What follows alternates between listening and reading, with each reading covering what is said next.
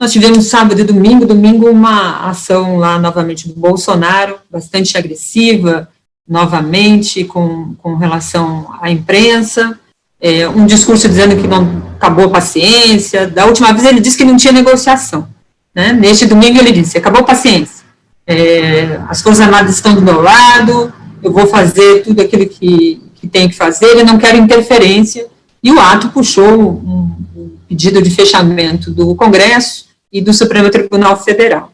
A partir daí, o domingo foi daquele jeito, né? Reações de alguns setores, principalmente dos ministros do Supremo, condenando a agressão, particularmente aos jornalistas que estavam lá cobrindo o ato em frente ao Planalto, e, fora isso, algumas reações um pouco mais fortes por parte da oposição, por parte do presidente da Ordem, mas tudo com muita cautela ainda, e demonstrando que o Bolsonaro continua fazendo esse esgarçamento ali, ele vai puxando a corda, apertando mais, e fica nas notas de condenação, nos comentários de condenação. O que você acha como é que você avalia esse ato, essa iniciativa do Bolsonaro, essa ação do Bolsonaro, e também a repercussão que teve junto às Forças Armadas? Muito se fala que os líderes das Forças Armadas, generais e tal, não apoiam a questão quando o Bolsonaro diz em relação à democracia, mas concordam em relação às críticas que faz ao Supremo por conta das interferências nas nomeações, etc., que rolaram por aí. Você acha que é isso mesmo? Está tudo nesse campo? O que mais me chamou a atenção nessa etapa de crise aqui é a enorme vantagem política do próprio Bolsonaro. E a impotência dos setores da burguesia que querem controlar o Bolsonaro. Isso aí me chamou muito a atenção, e é um fato, analisado assim, é de extrema gravidade a situação, né? Veja-se que o Bolsonaro falou, as Forças Armadas estão do meu lado, numa política determinada. Ele deixou claro que política que é essa. Ele fala em independência dos poderes, né? Vamos explicar o que ele quer com essa independência dos poderes. Mas o fato que chamou a atenção é que as Forças Armadas não negaram isso daí. Os representantes das Forças Armadas não negaram.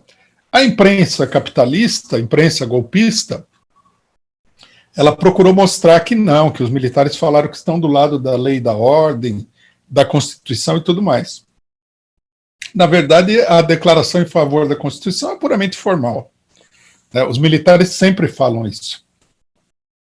Estamos ao lado da Constituição, respeitamos a Constituição. E aí eles apoiaram, né, e intervieram e atuaram decisivamente no golpe contra Dilma Rousseff com essas declarações. Então, nós temos que entender que é uma declaração para, digamos assim, para acalmar a situação, mas não vale nada como compromisso político dos militares, né? Quer dizer, a crise mostrou que o Bolsonaro tem, de fato, um apoio grande entre os comandantes militares.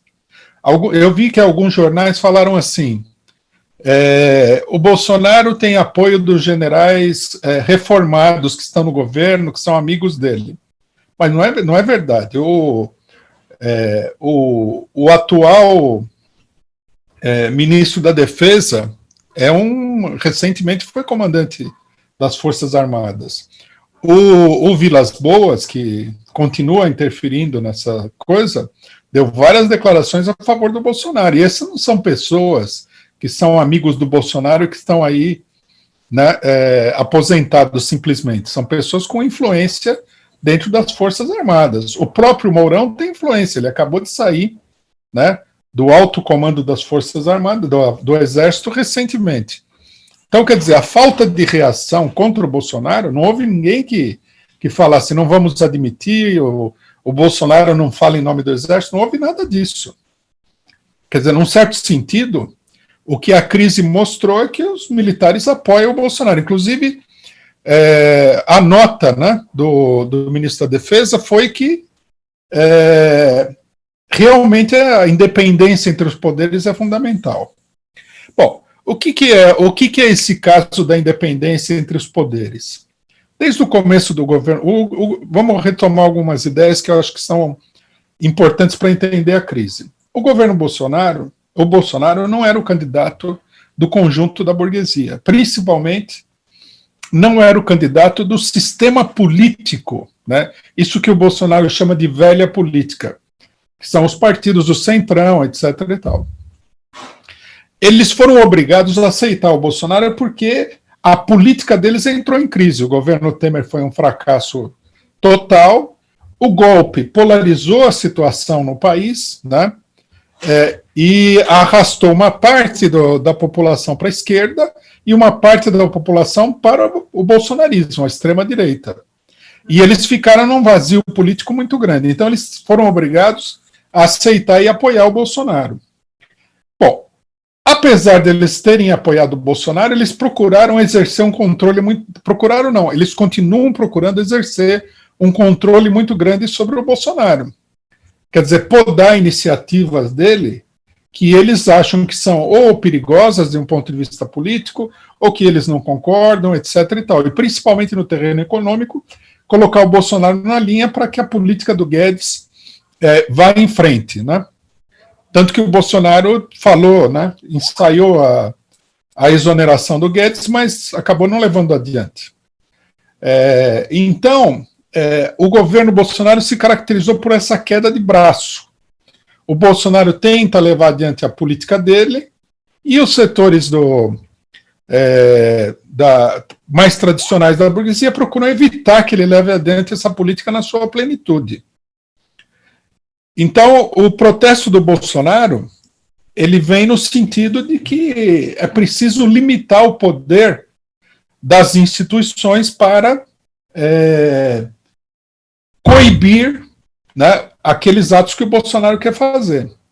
O objetivo dele é ter um governo que seja o mais independente possível do Congresso e do STF.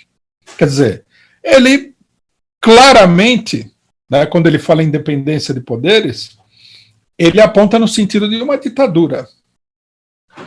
Isso é muito claro. De trás dessa frase institucional, é isso que ele está fazendo. E os militares apoiam essa perspectiva.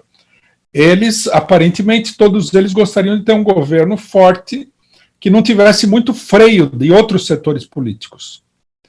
Então, esse é o fundo da crise. E a hora que o Bolsonaro ele vem ensaiando isso, ele faz uma coisa aqui, outra coisa ali, né? Ele faz manifestações, ele mobiliza o seu pessoal, ele procura mobilizar um setor da opinião pública, e os outros setores estão se vendo numa situação cada vez mais delicada. Nós vamos ter agora uma mudança no comando da Câmara, né? O Rodrigo Maia encerra o seu mandato daqui a um tempo, e com certeza o governo Bolsonaro vai jogar pesado para tentar formar uma maioria, que ele já está negociando com o Centrão. Então é isso. E as chamadas instituições e a chamada burguesia civilizada, que é a direita que deu o golpe de Estado em 2016, não está se saindo muito bem em controlar o Bolsonaro. Ele exerce uma pressão muito grande contra esses setores aí. Eles se aproveitaram do coronavírus, né, que o Bolsonaro ele tem uma posição abertamente empresarial de botar todo mundo na rua, né, para conter a crise capitalista, e isso daí, logicamente, que com todo um setor da classe média não pega bem. A população é diferente, né? Uma parte da população acha que não dá para sustentar o isolamento social. Eles aproveitaram isso para pressionar ainda mais o Bolsonaro, mas eles, na minha opinião, eles não estão sendo bem-sucedidos. O Bolsonaro se sai melhor do que eles na situação, apesar das crises, a crise com o Moro e tudo mais.